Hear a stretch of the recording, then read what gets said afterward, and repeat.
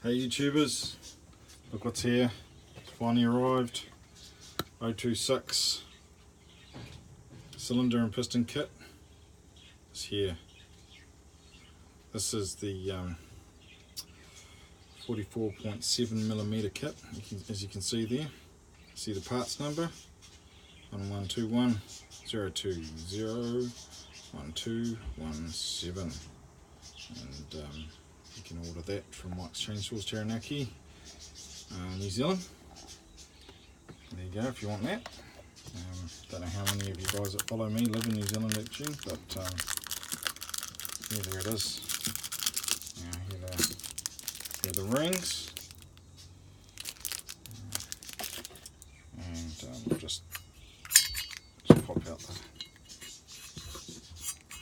the piston there.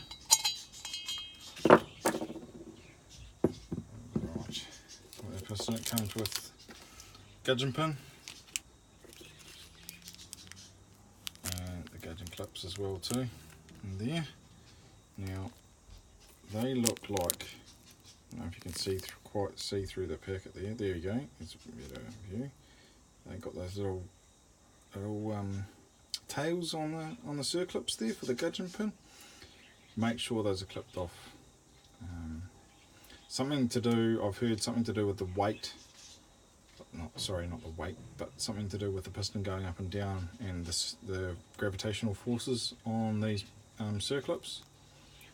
If you don't clip those, they can come out, and of course if they come out when the engine's running, bye bye engine. So there you go.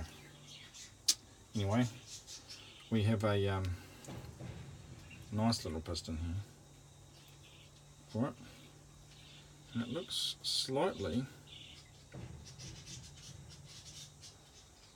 sort of round on the top there. Not 100% sure why that is, but it looks slightly round. Guess that's okay, but it looks pretty nice to me. Yeah, pretty good. So you can see these pins here, they are for the fuel and air intake side. As you can see, there's an arrow there too that points to the exhaust manifold side of your cylinder. You will have a pretty terrible time putting it around any other way and do a lot of damage as well too. So just be aware of that if you're putting in pistons and rings and everything like that. Make sure that when you put this onto the crankshaft, that it is all the right way around before you put your cylinder and rings on. Anyway, we'll move on to the good stuff here, and we have a very nice little cylinder as well too. I'm looking forward to having this in finally. To be honest though, I found a couple of rough pieces on the transfers, so I'm going to get my Dremel in there and just tackle them up just a little bit. But that's about all I can see so far, and it's actually quite a nice little piston, little cylinder, sorry. Yeah, so finally it's here, it's all going to go together. It's been waiting a while, and of course I got a proper rim sprocket clutch drum as well too. They sent me a spur sprocket clutch drum, didn't want that, never ordered it, so they sent me out the proper spur sprocket and a proper rim sprocket clutch drum, so I can chase out the rim sprocket instead of swapping out the whole clutch. But I see it's a genuine Stihl part. I'll take it out. It's actually, it looks like, a second, it looks like old stock because it's a bit rusty, so I'm going to give it a tickle up. But I'm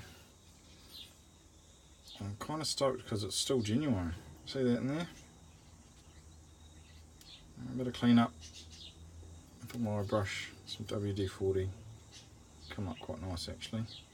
I mean, not that you should have to do that to new parts, so a bit bummed about that, but it's never been used before. It's just old stock and it's a genuine Stihl, and I don't know why they gave me this part. They usually supply me with Highway, which is good gear. But hey, I'm not complaining. The price was pretty good for a genuine Stihl. So yeah, once again, not sure what the story is there, but happy to have it at the same time, even if I have to clean it up a little bit. Yeah, so that is it, and got a few other projects on the go as well too. So here it is, 070, crankshaft, keyway issue, flywheel came loose and blew out the side of the crank there. So yeah, not sure what he's going to do about that yet. We're still talking about what he wants to do. This is a Hutzel. My prognosis was that its flywheel was out of round and it's rattled. It's just rattled off. And